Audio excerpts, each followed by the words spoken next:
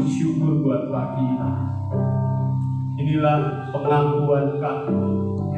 Inilah janji kami di hadapan. Salib adalah pegangan kami. Salib ada di hati kami. Engkau yang berkorban bagi kami. Engkau mati di atas kayu salib, menebus semua dosa dan pelanggaran kami.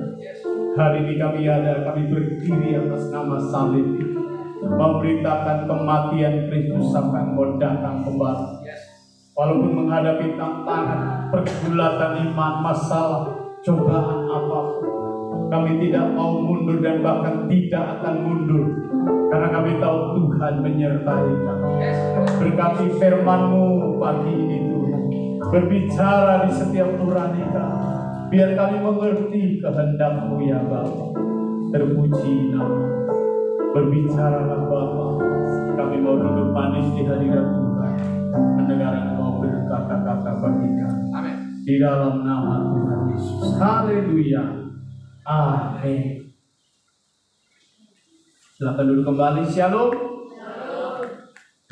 Luar biasa, bersyukur ini kita boleh ada sebagaimana kita ada semua karena kemurahan Tuhan. Beberapa yang tidak hadir memang kondisi hari-hari ini banyak yang sakit, banyak yang flu, batuk, pilek. Banyak di Jakarta corona meningkat, mari kita jaga kesehatan kita supaya kita tetap aman dalam hadirat Tuhan. Hari ini harusnya Pak Happy yang melayani kita sekeluarga ya, tapi karena dia batuk flu jadi tidak bisa berdiri di sini. Nanti lain waktu kita akan atur waktunya supaya bisa melayani kita semua. Saya juga bersyukur ya untuk kesembuhan dari anak Cibili, dan kesembuhan dari Ibu Marianti yang sudah kembali beribadah bersama kita. Saya juga doakan adik Joshua, Dave yang juga lagi panas ya kemarin. Tuhan jamah dan Tuhan sembuhkan. Haleluya. Sudah diberkati Tuhan, amin. Mari kita buka Alkitab kita, Wahyu pasal 3 ayat 14 sampai 22. Ketika saya pelajari firman ini, saya menemukan hal yang baru. Mungkin beberapa waktu lalu saya pernah bicarakan ini, tapi ketika saya membaca dan merenungkannya kembali, saya menemukan hal-hal yang dahsyat yang memang Tuhan ingin nyatakan bagi kita. Coba kita buka Alkitab kita, Wahyu pasal 3 ayat 14 sampai 22. Kita baca sama-sama. Dan tuliskanlah kepada malaikat jemaat di Laodikia. Inilah firman dari Amin, saksi yang setia dan benar, permulaan dari ciptaan Allah. Aku tahu segala pekerjaanmu, engkau tidak dingin dan tidak panas. Alangkah baiknya jika engkau dingin atau panas. Jika jadi demikian, karena engkau suam-suam kuku dan tidak dingin atau panas, aku akan memuntahkan engkau dari mulutku. Karena engkau berkata, aku kaya dan aku telah memperkayakan diriku dan aku tidak kekurangan apa-apa. Dan karena engkau tidak tahu bahwa engkau melarat dan malang, miskin, buta, dan telanjang, maka aku menasihatkan engkau supaya engkau membeli daripadaku emas yang telah dimurnikan dalam api, agar engkau menjadi kaya, dan juga pakaian putih supaya engkau memakainya, agar jangan kelihatan ketelanjanganmu yang memalukan. Dan lagi minyak untuk melumas matamu supaya engkau dapat melihat. Barang siapa kukasihi, ia kutegur dan kuhajar. Sebab itu relakanlah hatimu dan bertobatlah. Lihat, aku berdiri di muka pintu dan mengetuk. Jika ada orang yang mendengar suaraku dan membukakan pintu, aku akan masuk mendapatkannya dan aku makan bersama-sama dengan dia, dan ia bersama-sama dengan aku. Barang siapa menang, ia akan kududukan bersama-sama dengan aku di atas tahtaku, sebagaimana aku pun telah menang dan duduk bersama-sama dengan Bapakku di atas tahtanya.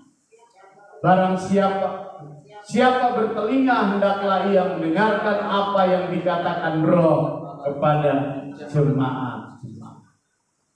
Saya percaya ini surat cinta juga buat gereja di tempat ini. Amin ya. Jadi surat ini ditujukan kepada jemaat di Laodikia, juga bagi jemaat yang ada di Wonogiri. Haleluya. Amin. Amin. Kita mau pelajari kebenaran yang luar biasa ini. Saya menemukan hal yang dahsyat ya. Laodikia itu adalah salah satu dari 7 jemaat yang tersebar di Asia Kecil, ya. Asia Kecil adalah yang sekarang itu Turki. Saudara bisa searching di Google, saudara bisa lihat jemaat-jemaat yang ada di Turki. Sekarang dunia internet begitu terbuka, dan walaupun kita di kamar kita, di rumah kita, di gereja, saudara bisa searching dimanapun saudara berada, saudara bisa melalang buana menikmati kota-kota yang ada di seluruh dunia termasuk Turki. Dan saya pelajari ini hal yang menarik bagi gereja Tuhan. Saudara, sebagaimana dari nama-nama ini masih ada sampai hari ini di zaman Alkitab ditulis, sampai hari ini Laodikia, Efesus, Pergamus, Philadelphia, dan berbagai kota seperti Smyrna, ya, masih ada sampai hari ini, ya, mereka masih eksis. Sejak Alkitab ditulis sampai zaman ini, hanya ada satu yang berubah namanya menjadi nama Muslim, yaitu Smyrna jadi Izmir, ya. Eksistensi tempat-tempat ini masih ada sampai hari ini, ya. Biasanya mereka yang bepergian, ya, ke Holy Land, mereka berkunjung ke tempat-tempat ini. Ya, saya berdoa supaya sudah diberkati Tuhan, supaya satu kali kelak ya bisa jalan-jalan ke sana. Amin ya. Amin. Yang mau? Pak, ternyata banyak ya. Tepuk tangan dong. Berarti ini cuma yang diberkati Tuhan. Haleluya. Kita rindu ya. Pas satu waktu Bu Parianti yang mimpin rombongan dari GPI Wonokarto gitu. Wow, dahsyat sekali ya. Pasti kita sampai ke tempat ini dan kita melihat dan menyaksikan sendiri bagaimana kota-kota ini, gereja Tuhan pada zaman Alkitab ditulis sampai hari ini masih ada yang berdiri kokoh. Ini luar biasa Bapak Ibu ya. Kalau orang Indonesia hobinya selfie-selfie. Jadi kalau dia datang ke daerah-daerah wisata seperti itu, bukannya mau menikmati bagaimana karya Tuhan yang besar, tapi kebanyakan selfie Bapak Ibu ya. Kemarin saya pernah lihat di berita dari tulisan dari majalah Arab itu. Orang Indonesia kalau naik haji itu selfie di sana katanya. Saya dulu sama Pak Karno pernah mengikuti seminar di SICC. Itu 46 negara. Dan setiap daerah itu dikasih tempat-tempat khusus. Ada pengumuman tidak boleh bawa makan, masih saja lolos. Dilarang, ketika khotbah dilarang nyalakan HP, shooting, masih saja. Panitia sampai bingung. Itulah orang Indonesia. Saya sengaja masuk ke orang Vietnam. Itu kan mereka pakai alat itu jadi langsung diterjemahkan dalam bahasa Vietnam. Saya duduk ke orang Korea. Itu nyamuk gigit pun mereka tidak bergerak. Mereka begitu antusiasnya dan mereka sungguh-sungguh serius. Mereka kalau dengar firman nyembah Tuhan itu matanya tidak terbuka. Jelalatan kemana gitu ya. Tapi orang Indonesia itu paling ribut sendiri. Keluar masuk begitu. Sampai panitia kemalahan. Diumumkan berulang-ulang tidak boleh bawa minum, bawa snack, bisa saja masih lolos. Nah, snacknya ditaruh di tas. Nah itulah orang Indonesia. Jadi saya harap suatu waktu kalau kita ke Timur Tengah tidak hanya selfie-selfie ya. Kita harus menikmati bagaimana karya Tuhan yang dahsyat ya atas daerah-daerah ini. Saudara yang diberkati Tuhan, setiap tempat ini memiliki keunikan dan problematikanya masing-masing. Laodikia adalah sebuah kota yang ada di bawah. Kalau saya gambarkan, umpama daerah lain seperti di Wonogiri ini, dia ada di ketinggian. Lalu di ketinggian itu ada air panas. Ya, saya sudah pernah ke daerah Tegal, saya dulu pernah ke sana ya. Di mana daerah lupa saya, di situ ada permandian air panas. Ya, Guci, saya pernah ke sana. Nah, di Guci itu airnya sangat bagus sekali, belerang, orang suka berenang di sana. Dan itu nyaman, indah, bagus. Tapi ketika air itu mengalir sampai, taruhlah Laodikia itu ada di Solo begitu. Dia kan harus melewati beberapa kota. Dan ketika air itu sampai di daerah Solo, itu sudah suam-suam kuku. Yang harusnya dia panas, tapi sudah jadi suam-suam kuku. Nah itulah situasi dan kondisi jemaat di Laodikia. Ya, ada air yang panas tapi mengalir melewati kota-kota, sehingga ketika sampai di Laodikia, air yang panas itu jadi suam-suam kuku. Ini bicara tentang tawar iman. Ya, ada yang kaya diberkati, tetapi sebenarnya di mata Tuhan dia menjadi miskin dan melarat. Ini yang terjadi di jemaat Laodikia. Jadi saya cerita jemaat Laodikia dari geografisnya berada di bawah. Kemudian di atasnya itu ya ada kota-kota lain yang memiliki sumber air panas yang mengalir ke bawah. Nah, air belerang ini yang panas di atas mengalir ke bawah sampai di kota itu sudah jadi suam-suam. Dia tidak panas, tapi juga tidak dingin. Nah, inilah kondisi alam yang tergambar dengan jelas yang Tuhan ingin sampaikan kepada jemaat di Laodikia. Hidup kekristenanmu seperti itu. Kalau mau panas, panas. Kalau mau dingin, dingin. Tidak boleh suam-suam kuku. Tuhan berkata, kamu tidak panas seperti yang di puncak gunung sana. Tetapi juga kamu tidak dingin seperti yang kami di bawah sana. Keadaanmu hanya suam-suam kuku. Nah, ini situasi yang sedang terjadi di gereja. Gereja hari ini mengalami kesuaman yang luar biasa. Suruh baca Alkitab, susahnya bukan main. Didorong, disemangati, suruh doa puasa juga susah. Ya.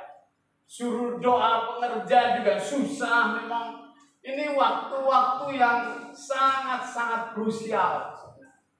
Tapi gereja menganggap itu hal yang biasa-biasa saja. Secara finansial Laodikia ini kota yang kaya. Ya. Pada abad pertama kota ini memiliki kekayaan yang luar biasa, yaitu dia memiliki emas dan perak. Ya, kota yang kaya dengan emas dan perak. Nah, pada zaman dahulu emas dan perak itu adalah simbol dari kekayaan.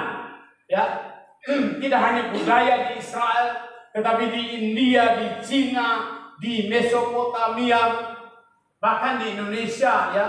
Emas dan perak itu menjadi simbol kekayaan. Saudara, pernah ada sebuah cerita dalam Alkitab bagaimana Petrus berkata, emas dan perak tidak ada padaku, tetapi yang ada padaku adalah Yesus Kristus Tuhan dari Nazaret. Bangunlah dan berjalanlah. itu menunjukkan bahwa emas dan perak itu lambang kekayaan pada waktu itu. Nah, di Laodikia punya semua ini. Ya. Hal yang kedua yang unik dari Laodikia, dia memiliki teknologi pelumas mata yang terbaik pada zaman itu. Ya. Ini hal yang menarik, Bapak Ibu. Secara finansial kota ini kaya, ya. Dia memiliki pelumas mata yang terbaik. Dia juga memiliki industri kain lenan halus. Kain lenan itu kain yang terkenal di daerah Timur Tengah pada zaman itu, dan itu hanya ada di Laodikia.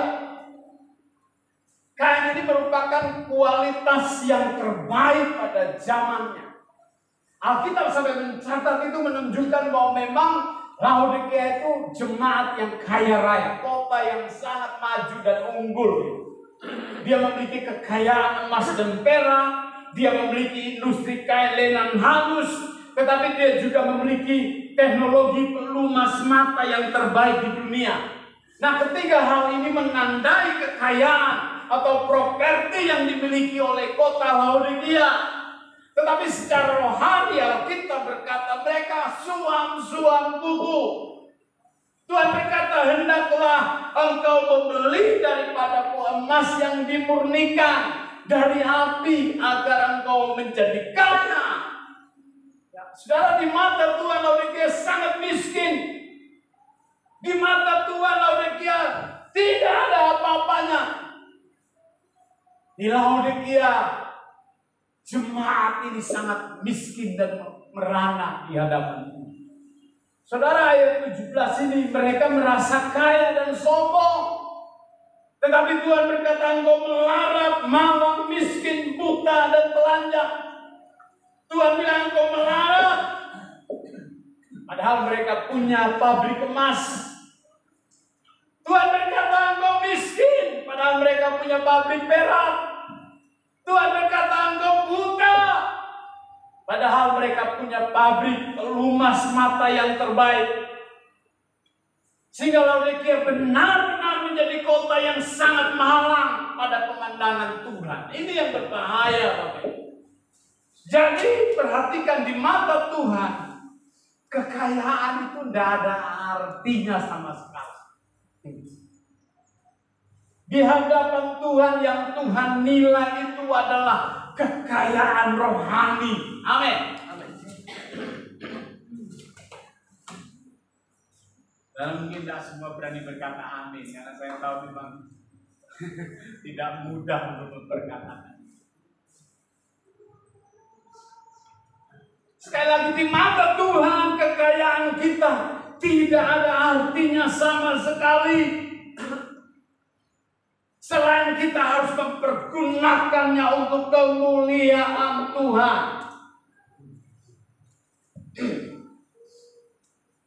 Ya, saya baca di dalam Lukas pasal 8 bagaimana orang-orang kaya itu, ibu-ibu yang merupakan salah satu bendahara dari Herodes, menghibur Tuhan, melayani Tuhan, memberikan harta.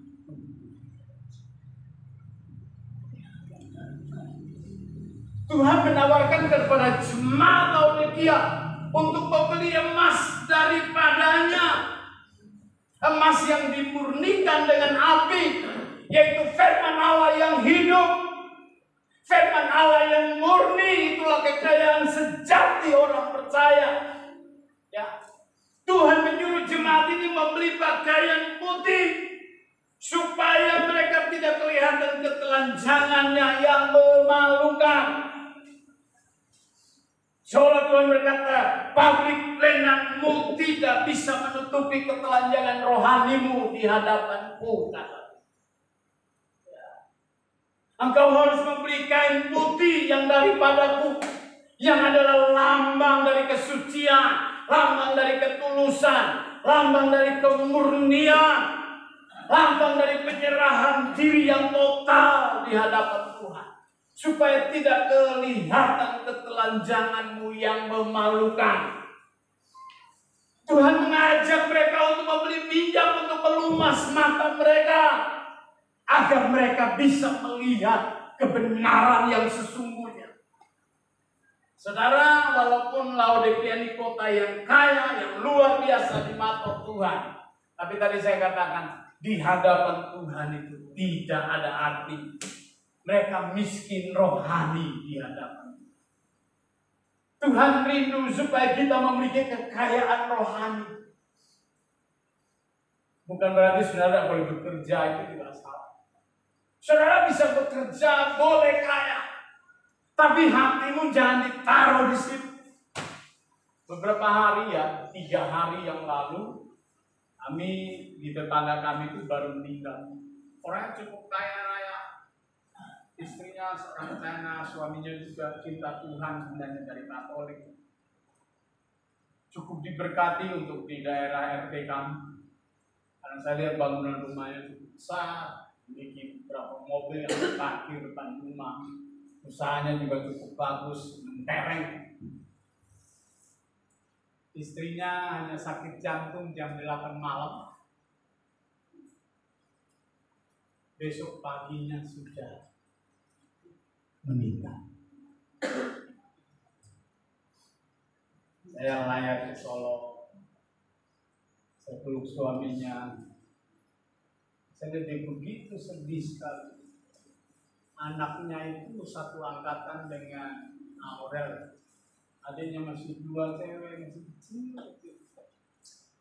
Bapaknya nangis terisak-isak, dia seolah tidak mau membiarkan istri yang dia cintai itu. Kalau sudah terjadi begitu, apa artinya? Ada lagu lama. Apa artinya hidup ini tanpa Yesus kau hidup? Apa artinya kekayaan tanpa Yesus kau miliki? Bila saatnya telah tiba. Yang kencang. Yang kencang. Nyanyi. Kita dipanggil olehnya. Maka apa?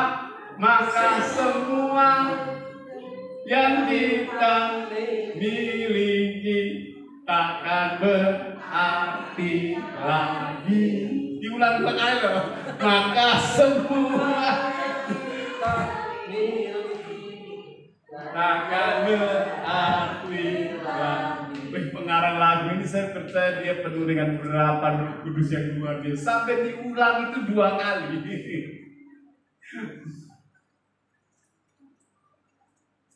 Lalu tidak lama kemudian teman saya selama hidupnya judi, sabung ayam, tarung sana sini, sudah pasang ring masih rokoknya saya sampai terheran-heran. Saya setiap kali arisan saya larang, Pak, bisa nggak ditinggalkan? Saya malah hidupnya sekali menikmati Pak Pendeta, baik tanpa doa pembukaan. Gue kalau nyapu di depan, gitu saya suka bercanda begini, Pak. Saya kan sudah bilang, kamu kan sudah pasang ring, sudah 2, ring 2. Lepaskanlah itu barang. Saya kasih bilang gini, kalau di Pertamina itu dilarang rokok, apalagi di surga, memang tidak ada ayatnya. Aduh, kemarin ketemu, saya sempat bermain, saya peluk. Kalau orang sudah mau mendekati maut itu ternyata takut, Pak. Jadi kami semua ke sana, RT sana didoakan. Begitu sebelum doakan kami doakan dulu baru layak. Saya doain, saya peluk, gimana caranya Tuhan sediakan waktu yang tepat supaya saya bisa mendoakan sahabat saya ini. Lalu habis doa, dia peluk saya, dia pegang tangan saya lihat tatapan matanya itu sangat dalam sekali. Rasanya dia kayaknya sudah mau meninggal. Saya bilang, Tuhan Yesus perlu kasih kami selamat. Kita layar ke Solo. Hari berikutnya kemarin. Innalillahi wa inna ilaihi raji'un. Ternyata kalau orang sakit itu innalillahi, kalau ditambahin raji'un itu rohnya meninggalkan tubuhnya. Jadi hati-hati. Dulu ada di berita itu, wah siap, innalillahi wa inna ilaihi, semua sudah berita turut berduka cita. Baru saya, itu bukan berduka cita, itu belum ada rojiunnya. Itu baru sakit. Oh begitu kah? Iya. Lalu hati-hati kalau ditulis husnul sama husnul. Kebanyakan orang Kristen tidak tahu, jadi dia tulis husnul khotimah. Husnul itu berakhir dengan tidak baik. Tapi ada husnul itu berakhir dengan baik. Hati-hati, kita tidak tahu, main tulis saja. Ya kita berempati nulisnya begitu. Oh saya baca-baca, kemarin istri nanya, arti husnul itu apa? Saya klik Google. Oh kalau ada K-nya berarti berakhir dengan tidak baik. Kalau ada rojiunnya berarti memang is dead, benar-benar mati. Tapi kalau hanya innalillahi berarti sakit, Bapak Ibu ya.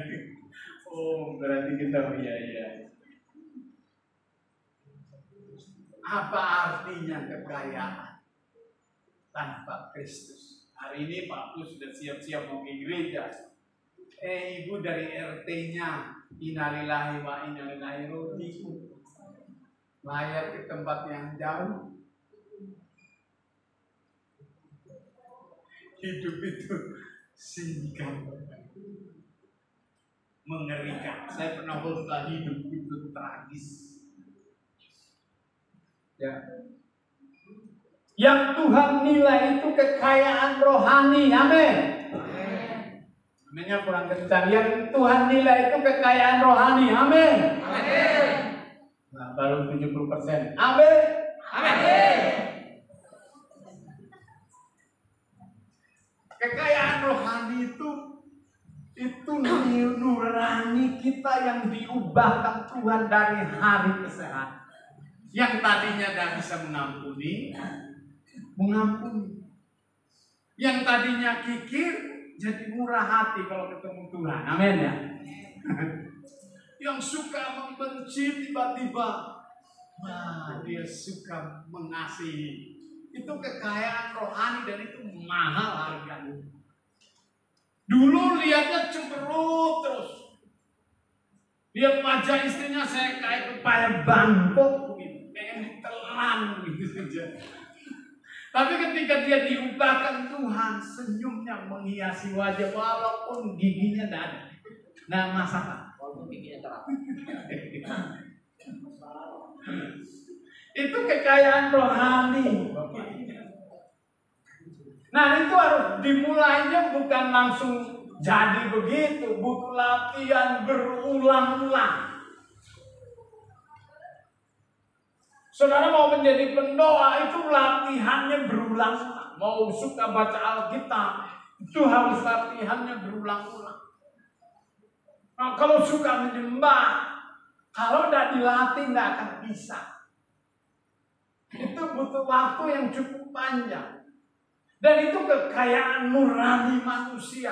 Itu mahal harganya di hadapan Tuhan. Makanya Tuhan berkata begini kepada jemaat ini, barang siapa ku kasihi, ku tegur dan ku hajar, sebab itu relakanlah dirimu dan bertobatlah.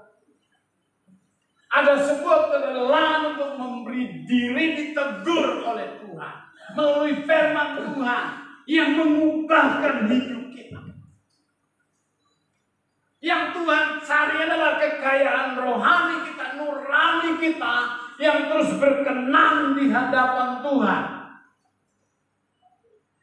Nah, yang menarik ayat berikutnya berkata, aku berdiri di depan pintu dan mengetuk. Jika ada orang yang mendengar suaraku dan membukakan pintunya, pintu hatinya maksud, maka aku akan masuk dan makan bersama-sama dengan engkau. Wow, dahsyat sekali nih. Ketika saya menggali kebenaran ini, maksudnya apa?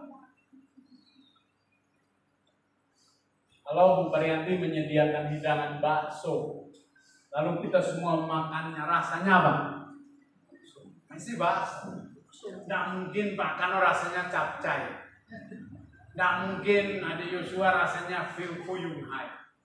Dan hai-hai yang lain. Tidak mungkin. Pasti rasanya bakso. Apalagi bakso Wonogiri.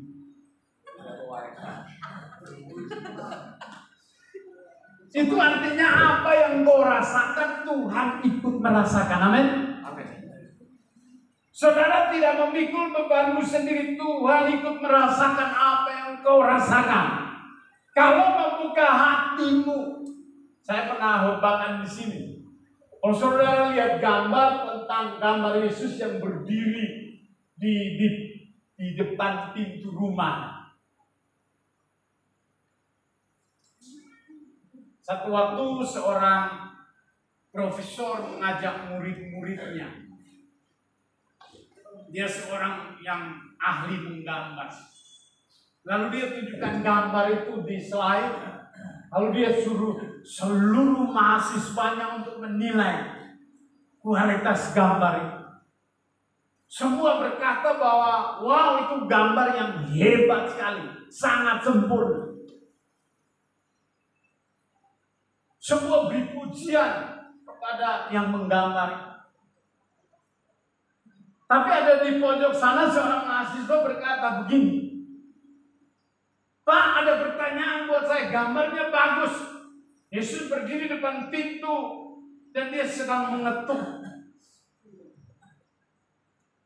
Tapi saya lihat dengan mata jasmani saya lihat betul bahwa di pintu itu tidak ada gagangnya dari luar. Ini ada yang salah. Semua mahasiswa terpelalak matanya, oh iya benar. Tidak ada gambar pegangan pintunya. Bagaimana Yesus bisa masuk? Kalau orang masuk kan pintunya harus ada pegangannya. Dia menawarkan kepada semua mahasiswa, kenapa tukang gambar itu tidak menyertakan gagang pintunya? Semua mahasiswa memberi alasan, tidak ada seorang pun yang bisa menjawab. Akhirnya mereka menemukan bahwa gambar itu bagus, tapi masih ada cacatnya. Akhirnya mereka menyimpulkan bahwa gambar itu tidak 100% bagus.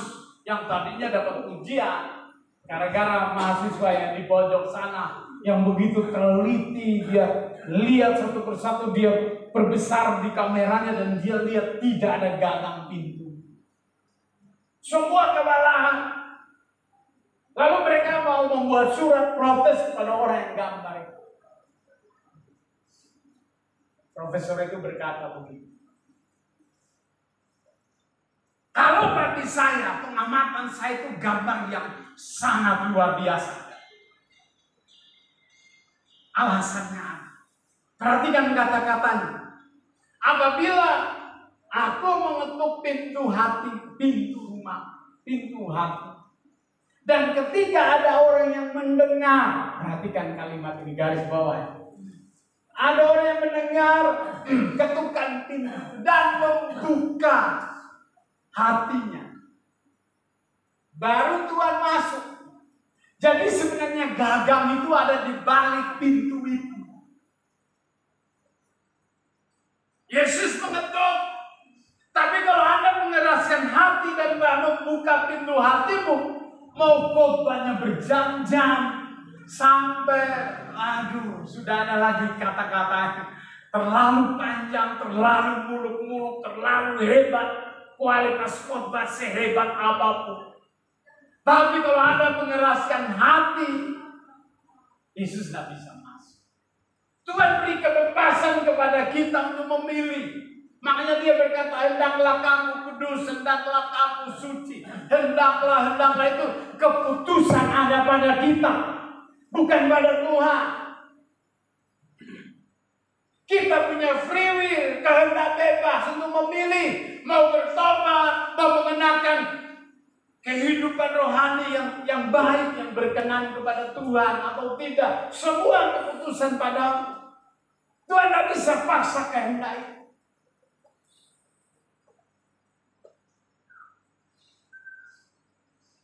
Makanya Yesus sedang mengetuk, kalau engkau membuka hatimu, aku akan masuk dan akan makan bersama-sama engkau. Hari ini ketika Yesus diizinkan masuk dalam rumah hatimu, tapi terus terang banyak dari kita yang tidak mengerti. Ketika Tuhan sudah masuk, berarti dia tahu masalah kita, amin. Dia turut merasakan masalah kita, amin. Seringkali ketika Tuhan mau menyelesaikan masalah kita, dia berkata jangan khawatir akan apapun. Kita masih pegang ekor masalah, sehingga khawatir terus. Coba saya kasih contoh. Bung Happy bilang, nah Yosua, kamu kuliah sampai maksimal. Papa yang tanggung jawab. Semua biaya pasti Tuhan sediakan. Saya akan kerja keras. Tapi Yosua di kuliahnya, di kampusnya, aduh benar nggak ya papaku bisa bayar? Ragu, dan dia meragukan kemampuan ayahnya. Itu dosa. Tuhan berkata, aku tidak pernah membiarkan kamu. Aku menyertai kamu sampai akhir zaman. Berarti dia berdiri di atas perkataan firman-Nya. Lalu ketika menghadapi masalah, kita mulai khawatir, takut. Aduh, apa benar enggak firman Tuhan itu ya dan amin? Saudara meremehkan kekuatan Tuhan.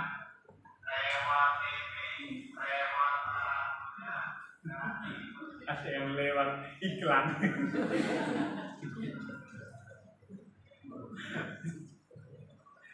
Iklannya udah lewat. Nah ini yang berbahaya. Seringkali kita begitu, jujur. Kekhawatiran itu merasuk dalam jiwa kita. Sehingga kita takut menghadapi hari-hari ke depan kita. Saya berdoa dalam nama Yesus, disingkirkan semua roh ketakutan, keputusasaan, kekhawatiran dalam nama Yesus. Tuhan berkata begini, kuk yang aku pasang itu ringan dan enak. Amin ya. Orang Yahudi itu kan suka, kalau di timur itu kita tahu, kalau di Jawa pakai lugu itu ya. Jadi depan itu ada sapi satu, di belakangnya itu ada beberapa sapi. Lalu yang senior ini kan di depan. Lalu talinya dipasangkan ke depannya itu. Yang narik itu siapa? Yang depan. Yesus itu teladan kita, dia ada di depan, amin. Hanya Anda meletakkan masalahmu kepadanya. Lalu dia yang menarik di depan. Makanya dia berkata, bebanmu pun ringan, amin. Nah seringkali kita masih pegang masalahnya, ekor masalahnya. Sehingga rasanya menjalani hidup itu berat sekali. Rasanya udah tidak kuat, tidak mampu. Kemarin saya tanya seorang jemaat, ada begitu banyak masalah Pak, saya belum bisa ke gereja. Saya sedih sekali. Tapi saya doakan dalam nama Yesus, Tuhan bekerja dalam segala sesuatu mendatangkan kebaikan. Jadi prosesnya ternyata lewat masalah. Tuhan izinkan masalah supaya karaktermu dibentuk. Israel itu perjalanan, seringkali saya berkata, waktu perjalanan Yakub bersama dengan 70 orang pergi ke Mesir itu perjalanannya tidak butuh waktu terlalu lama. Tetapi kenapa ketika mereka kembali ke tanah perjanjian butuh 40 tahun? Yang dibenahi itu manusia batiniah mereka. untuk bisa membawa mereka kembali ke tanah perjanjian itu terlalu gampang. Tapi karakter budak yang ada dalam diri mereka itu yang perlu dibasmi oleh Tuhan, diperbaiki oleh Tuhan. Sebab mereka pahlawan, mereka orang-orang hebat. Butuh proses yang begitu lama. Satu generasi 40 tahun dan banyak yang mati di tanah perjanjian karena proses itu, masalah. Memang proses diizinkan, Tuhan bekerja dalam segala perkara untuk memperbaiki manusia batinia kita supaya berkenan di hadapan Tuhan. Ini yang penting Bapak Ibu. Makanya Tuhan turut merasakan apa yang kita rasakan. Sahabatku yang berkhotbah ini seringkali mengalami itu dalam percaturan hidup, dan saya lihat tangan Tuhan yang kuat itu menopang, yang menyertai, yang memberi kemenangan.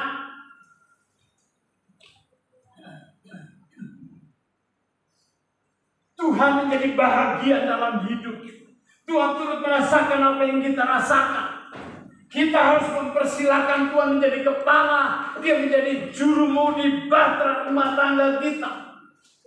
Kedaulatan bukan lagi ada di tangan kita, tetapi di tangan Tuhan yang adalah raja dan majikan hidup kita.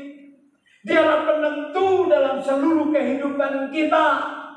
Makanya kita berkata begini, barang siapa menang. Ini bicara tentang prestasi. Mari kita berlomba dengan serius di sini supaya memperoleh prestasi dan predikat sebagai pemenang. Berlomba meraih kekayaan rohani, yaitu karakter manusia batinia yang berkenan kepada Bapa Surgawi. Dan Alkitab menjanjikan kalau dia menang, dia akan kududukan di atas tahta. Wow, ini kualitas yang beda. Memerintah bersama dengan Tuhan. Saya berdoa biar kita memiliki kualitas seperti ini.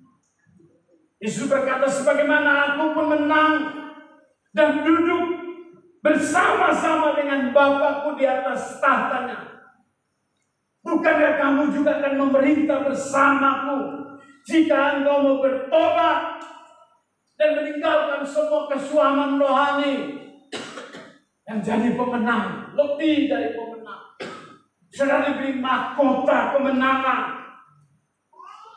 Karena Yesus berkata, aku pun menang, kamu pun pasti menang. Dia memberikan keteladanan dirinya bagaimana ia menjadi kaya, namun miskin karena kemiskinan kita. Saudara dengar ini, apa yang perlu kita banggakan dalam hidup ini? Tidak ada artinya. Kematian memberi petunjuk serius kepada kita bahwa kita ini tidak ada apa-apa. Kalau tanpa Tuhan semuanya sia-sia. Ya, ini penting. Kalau kita tidak kaya dalam Kristus, mengenal kebenarannya, hidup dalam kekudusan, tak bercacat dan tak bercela, sehingga kita mendapat pujian dari Tuhan manusia. Inilah pertaruhan iman kita, inilah perjuangan hidup kita. Ya, judul nanti KKR tanggal 29 November itu di Waduk Gajah Mungkur. Jam 5 sore ada KKR dari Pendeta Stephen Toh. Judulnya itu apa? Di situ judulnya apa, Mas? Bertobatlah dan hidup suci. Targetnya 3.000 jemaah. Nanti disediakan makan sore. Jadi yang mau datang, ya saya juga sebagai panitia koordinator di kota. Hanya kami beberapa hari ini rapat terus untuk acara ini. Dan juga Natal di Pendopo. Hidup kudus dan bertobat. Inilah pakaian kebesaran anak-anak Tuhan. Ya. Apa artinya kekayaan kalau tanpa kekudusan kita tidak bisa melihat Tuhan? Ya, ini penting. Kalau kita tidak kaya dalam Tuhan, kalau kita tidak hidup dalam kebenarannya, Kalau kita tidak hidup dalam kekudusan, hidup tidak bercacat dan tidak bercela. Saya berdoa biar kita mengerti betul rahasia ini. Jemaat Laodikia kaya raya, dia punya segala, tapi di hadapan Tuhan itu miskin dan merah, telanjang dan gelap. Ya. Makanya tadi saya berkata ini perjuangan kita yang semestinya harus kaya di dalam Tuhan. Kita harus berjuang di sisi ini. Kita bertarung di sisi ini. Siapapun kita. Dengan ini sebagai hamba Tuhan, saya sangat serius mengajak saudara ke surga. Saya tidak mau saudara diparkir di bumi ini dan binasa selamanya. Tujuan firman disampaikan setiap minggu untuk menjaring sebanyak orang. Mari sama-sama kita ke surga. Dunia bukan tempat kita. Dunia ini hanya sementara.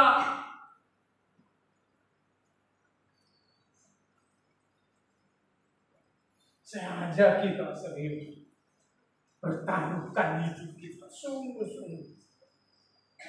Waktunya sudah sangat dekat. Sekali lagi saya serius mengajak kita. Tadi saya katakan dunia ini bukan rumah kita. Di sana, di sini banyak linangan air mata. Di sini ada banyak musibah. Di sini ada banyak masalah. Di surga rumah Bapa tidak ada air mata dan duka cita. Makanya saya sering nyanyi itu kalau saya mimpin acara pemakaman. Di seberang sana air mata hilanglah. Di seberang sana damai kekal. Tak ada susah. Tidak ada susah. Orang kaya itu sudah pikir dia kaya, dia tidak susah. Susah. Uangnya banyak, dia takut pencuri, dia takut maling. Lagi rame di berita dong. Orang yang mati, 4 orang mati di Cipta Garden 4. Dan om saya tinggal di sana. Saya kemarin sempat telepon, tapi dia pelayanan di subuh. Saya ingin tahu bagaimana ceritanya. Ternyata sebuah orang mati. Ditanya keluarganya, dia kaya kok mampu punya segala.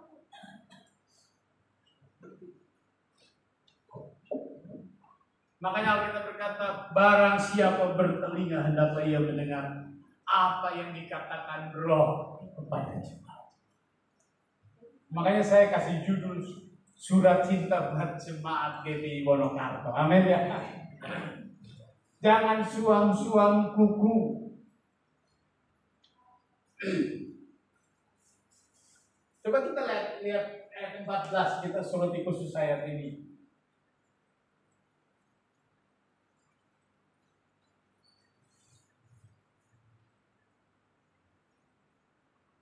Dan tuliskanlah kepada malaikat jemaat di Laodikia. Inilah firman dari Amin, saksi yang setia dan benar, permulaan dari ciptaan Allah. Ya. Saksi Yehova salah menerjemahkan firman ini. Mereka menganggap bahwa Yesus itu bukan Tuhan. Sepupu kita juga berkata begitu, bahwa Yesus itu bukan Tuhan, sebab dia ciptaan.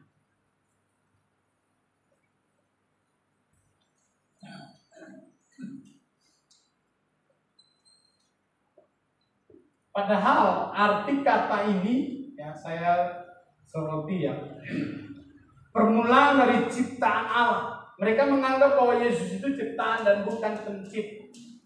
Saudara, permulaan di sini bukan dalam permulaan urutan waktu. Kalau dalam terjemahan Alkitab dia tulis begini, Legeo Amen dalam bahasa Yunani. Firman dari Amin, saksi yang setia dan benar. Lalu ditambahkan dengan kalimat arkes ketios seos tute. Ini bicara tentang bisa permulaan urutan waktu, bisa permulaan kehormatan, bisa permulaan yang mengawali waktu, atau sumber dari segala sesuatu. Saya kasih contoh begini, permulaan dari yang dihormati. Mama ada yang mau Natalan, lalu Pak Karno sudah umur berapa Pak sekarang? 73, puji Tuhan. Lalu kita undang Bung Happy jadi pembicara utama di acara Natal. Lalu disediakan kursi 5 depan, ini contoh saya. Lalu majelis duduk di situ. Ya kan tidak tahu bahwa tamu itu saya sudah sediakan jauh-jauh hari. Tamu 5, kursi cuma 5. Sudah bisa bayangkan walaupun sudah banyak. Dan pembicaranya seumuran saya seperti Bung Happy. Pembicara datang pasti orang-orang itu berdiri dan memberi penghormatan, betul enggak? Bahkan mempersilakan di tempat yang terbaik. Itu permulaan penghormatan, teman. Bukan permulaan ciptaan. Jadi kalau dalam bahasa Indonesia terjemahannya jadi salah. Sehingga saksi Yehova menganggap bahwa Yesus itu bukan Tuhan. Nah ini yang salah Bapak. Bisa arkesketis seos tute itu bicara tentang permulaan penghormatan atau permulaan urutan waktu, permulaan mengawali waktu atau sumber dari segala sesuatu. Itu maksudnya. Saudara diberkati Tuhan, jemaat Laodikia merasa kaya dalam segala sesuatu, tapi mereka lupa bahwa firman Allah itu sumber dari segala sesuatu. Begitu. Tuhan berfirman, maka jadilah, karena itu firman. Berfirmanlah Allah, maka jadilah.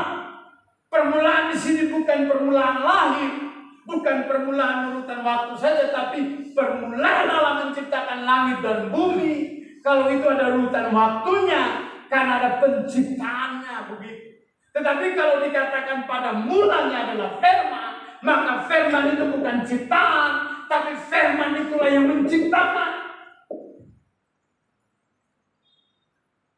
Jadi kita mulai memahami. Kalau mama ada orang lain mau menerjemahkannya, mereka berkata bahwa Yesus itu hanya ciptaan, kita tidak perlu menyembah yang diciptanya, itu salah. Arkeangelos itu juga bicara tentang malaikat penghulu, bukan malaikat permulaan, kan begitu. Penghulu yang diutamakan, yang didahulukan atau yang dihormati.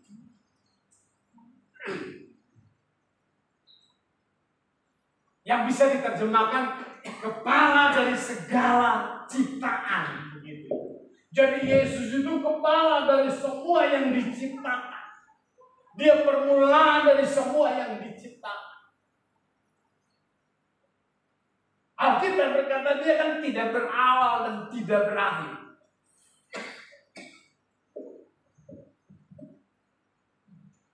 Dialah sumber dari semua yang ada.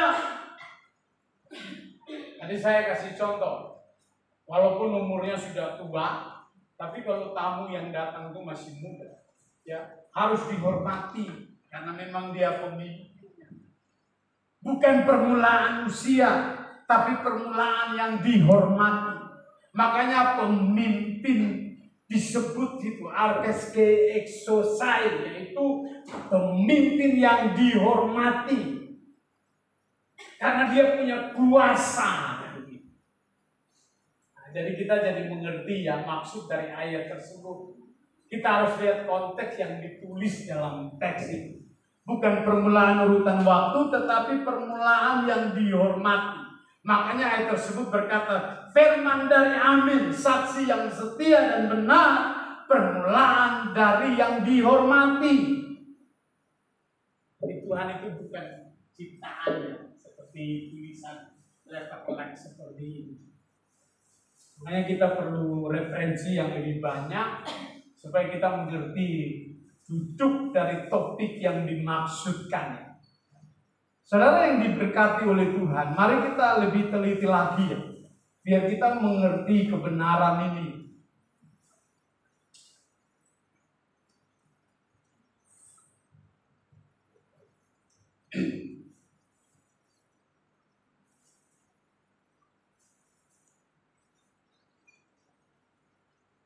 Tuhan Yesus menegur keras jemaat di Laodikia karena tadi dikatakan alasannya karena mereka kaya, mereka terhormat, mereka terpandang, sangat terkemuka, ya, punya segalanya, mereka punya perak, emas, punya pabrik kain lenan halus, mereka punya pabrik pelumas mata yang terbaik di dunia. Tapi di hadapan Tuhan mereka miskin, kaya, dan melarat, mereka buta dan telanjang.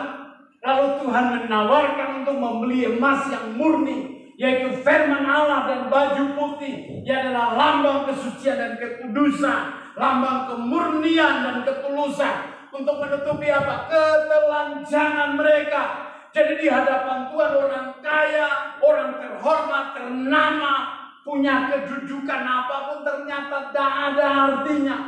Karena yang Tuhan lihat itu hati manusia. Batinia kita itu yang dinilai oleh Tuhan. Jadi siapapun Anda, saya tidak lihat dari latar belakangmu hari ini. Yang kita lihat adalah bagaimana hatimu dipersembahkan kepada Tuhan.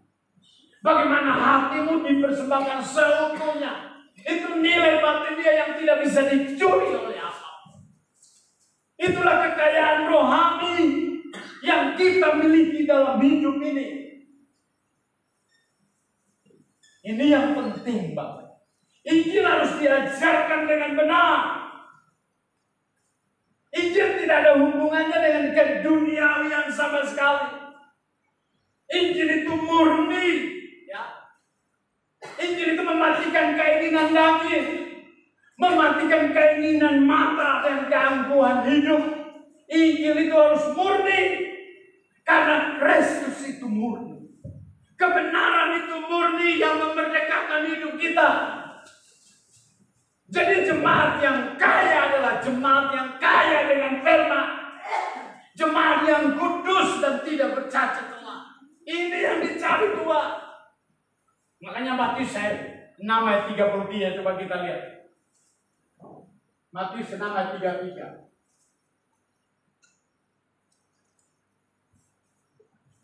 Tetapi carilah dahulu kerajaan Allah dan kebenarannya, maka semuanya itu ditambahkan kepada. Yang dicari itu kebenaran Allah. Kebenaran adalah kemurnian hidup kita, jati diri kita, kualitas hidup kita, manusia batinia kita yang berkenan kepada Tuhan. Itu yang dicari. Makanya tadinya saya menyuarakan ini dengan keras. Saudara bisa kaya, bisa bekerja apapun, tapi hatimu jangan di situ. Dunia ini hanya sementara. Kekayaan kita tidak dibanding dengan apapun dalam kekayaan surgawi. Lalu dia punya segalanya, tapi dia miskin dan papa. Makanya Tuhan tegur keras. Jangan suam-suam hukuman.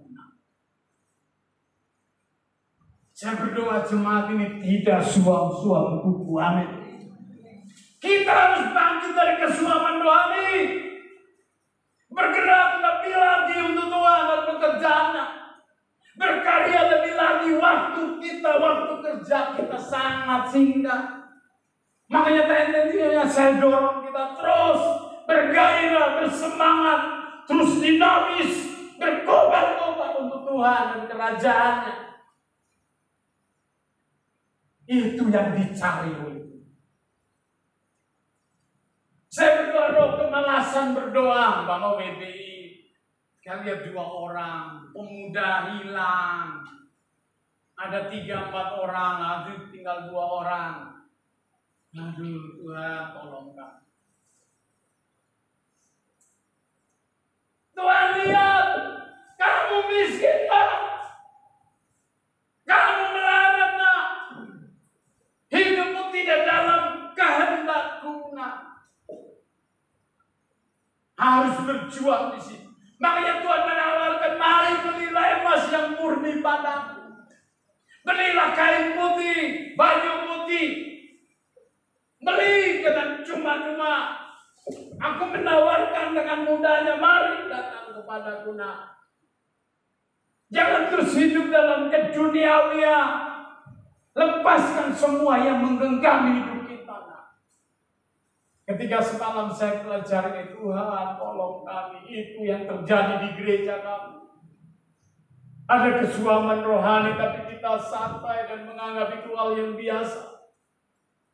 Saya sedih, saya pertama yang menangis ketika mempelajari kebenaran ini. Ini yang terjadi Tuhan di gereja.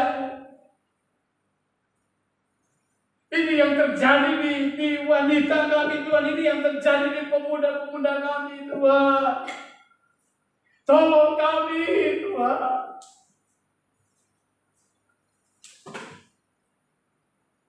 Tuhan menghendaki ada gairah dan semangat. Dia berkata, bangkit. Jangan mati lesu. Jangan lemah. Terus bergerak dan cari Tuhan sampai menemukan tandanya. Itu yang dicari. Saya percaya Tuhan tahu setiap hati yang datang hari ini.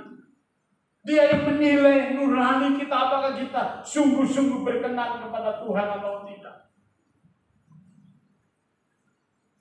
Dia yang datang menjumpai setiap hati. Kalau Anda buka hatimu, dia akan masuk. Dan dia menerobos nuranimu. Dan dia akan berkata-kata di nuranimu. Izinkan hatimu dibuka lebaran. Biar dia menilai hati kita. Dia menjumpai kemurnian di sana. Dia menjumpai ketulusan di sana. Dia menjumpai hati yang rela berkorban di sana. Hati yang mengasihi Tuhan di sana. Dia masuk sampai ke dalam hatimu dan dia berkata, nah, tinggalkan dosa, berjalan dalam kesucian dan kekudusanku. Waktunya sudah tidak lama lagi. Kalau engkau tidak bertobat, aku akan memuntahkan engkau keluar lagi. Jangan tinggal dalam dosa lagi. Dan saya percaya firman ini juga menyentuh hati saya. Tuhan ampuni saya. Tuhan, saya serius menggarap pekerjaan ini dan mengirim jiwa-jiwa ini kepada surga yang kekal. Jangan sampai ada yang terjadi Tuhan. Jangan sampai ada yang ditolak Tuhan.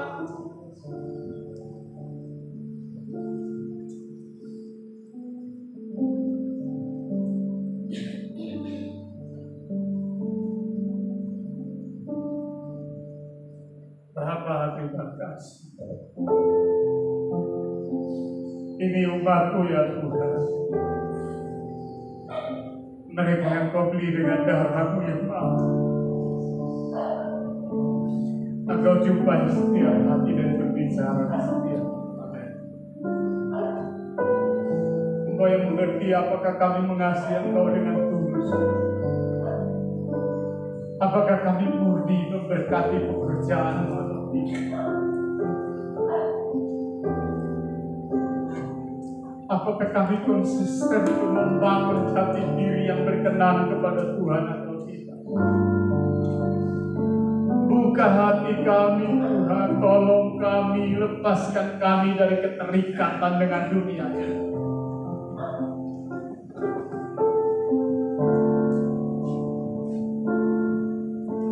Ku tak membawa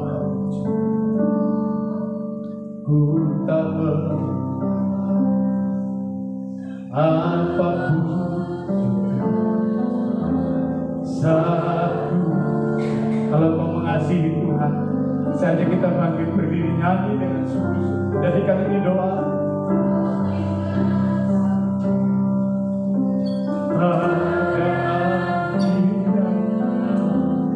Saat ku kembali ke surga,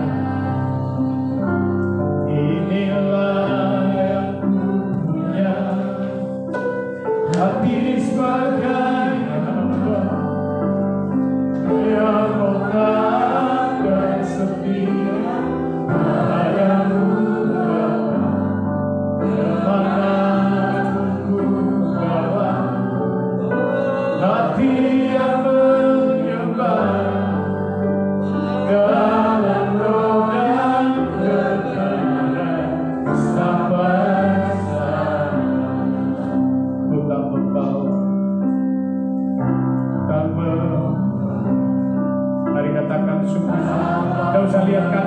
kita. Alkitab berkata, kalau kau buka hati, dia akan masuk.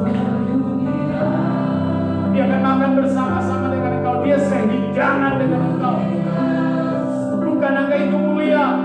Bukankah itu hebat?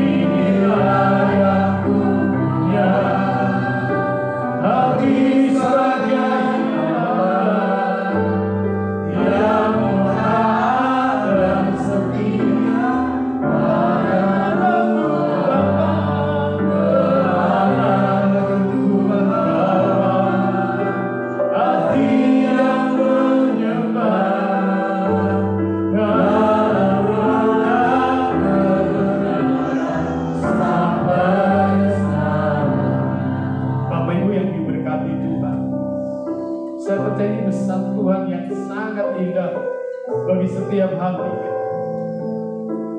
Tanyakan sama dirimu, apakah kau mengasihi Tuhan dengan sungguh-sungguh? Tuhan berkata, kalau mau panas-panas, kalau mau dingin-dingin saja. Kalau mau ikut Tuhan sungguh-sungguh, ikut Tuhan sungguh-sungguh. Kalau ikut dunia sungguh-sungguh. Jangan suam-suam. Harus memilih Kristus atau dunia. Tuhan hari ini mau mencari hati-hati yang murni, yang tulus, yang mau taat melakukan firman, yang punya gairah, yang punya passion, yang punya roh yang menyala-nyala. Makanya kita berkata, biarlah rohmu menyala-nyala dan layanilah Tuhan. Ini yang Tuhan cari di gereja. Dulu kau pernah buat komitmen itu, bangkit lagi. Jangan menyerah. Raih janji Tuhan atas hidup. Alkitab berkata, kalau kau cari dengan sungguh-sungguh, kau pasti menemukan. Cari dahulu kerajaan Allah dan kebenarannya, maka semua yang dicari oleh bangsa-bangsa pasti diberikan bagi. Jadi berkat itu hanya bonus ketika engkau mencari Tuhan dengan sungguh-sungguh. Nuranimu akan diberkati Tuhan, karaktermu akan diubahkan Tuhan, sehingga Tuhan mendapatkan engkau berkenan kepada Tuhan, sehingga ada hati yang menyembah. Ku tak lemah. Saya undang namanya Bapak Hedi Amal berdoa buat firman Tuhan. Datang ke dunia, tinggal semua, tinggal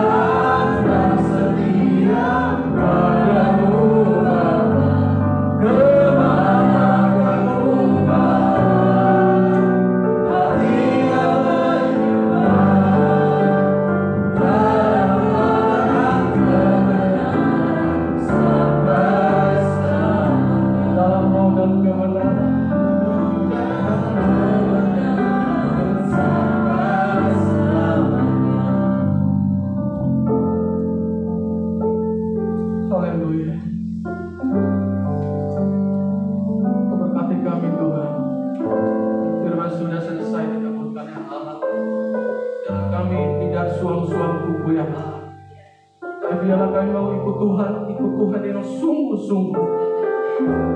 Terima kasih Tuhan, dunia menawarkan banyak hal kepada kami dan membuat iman kami jauh dari Tuhan. Dunia menawarkan banyak hal kepada kami untuk kami meninggalkan Tuhan. Mereka percaya pada Tuhan Yesus sendiri.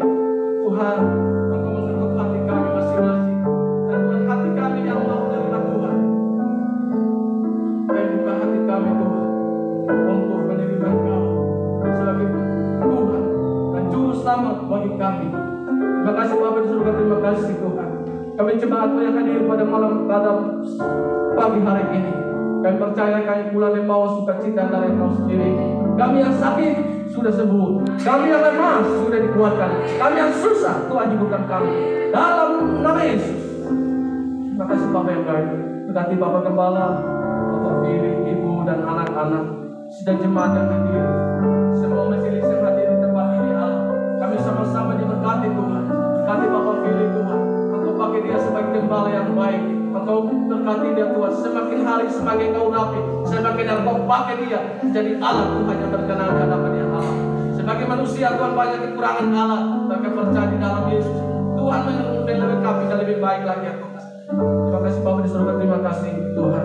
Di dalam nama Yesus Tuhan kami sudah berdoa dan kami menerima firman itu menjadi rema bagi kami untuk kami ke depannya lebih baik lagi ya Bapak. Dalam nama Yesus kami berdoa. Haleluya. Amin.